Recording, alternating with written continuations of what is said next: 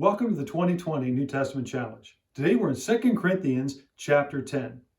Have you ever bought a white shirt? It was bright and it was clean. You washed it a number of times and you still thought that it was white until you brought another white shirt home. You placed the two next to each other and you realized that that first one, it was faded. It's not like it used to be. We never noticed it fading. It was only when we compared it with a brand new shirt that you realized the difference. And then the difference was obvious. That's the danger of comparing using the wrong standard. Here in verse 12, Paul talks about his ministry and himself, and he says this: "We do not dare to classify or compare ourselves with some who commend themselves. When they measure themselves by themselves and compare themselves with themselves, they are not wise." Now, like it or not, we all do compare ourselves to other people. Next to someone else, we might ask the question, am I taller or shorter than them? Am I heavier or thinner? Am I faster or slower? Am I better or worse than them? The problem is, when we use the wrong standard, we can deceive ourselves. Just like that white shirt, we can be tempted to say something like, well, at least I'm not as bad as them, or at least I don't do what they do. Paul made an intentional decision not to compare himself with someone else or his ministry with someone else's ministry. Paul wasn't looking for the approval of others. He wanted to only be commended by God himself.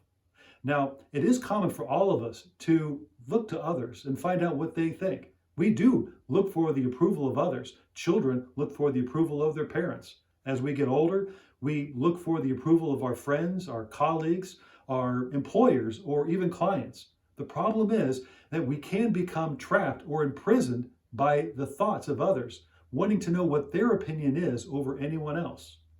In verse 18, Paul said that he only wanted to be commended by the Lord. He realized that having God's approval was most important.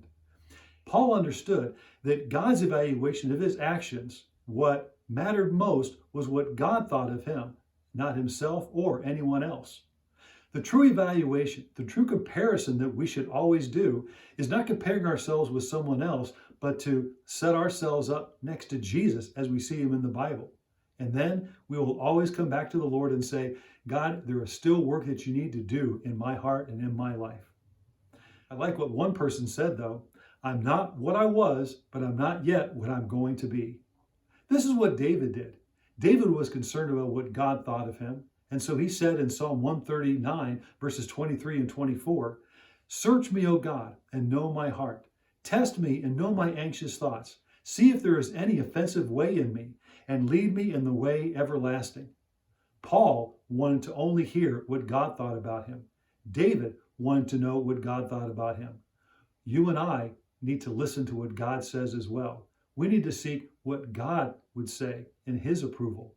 Therefore, we surrender to him. We don't compare to anyone else, but we say, God, I want to hear what you have to say. Lead and guide me. Search me and test me, because I want to hear you say, well done, good and faithful servant.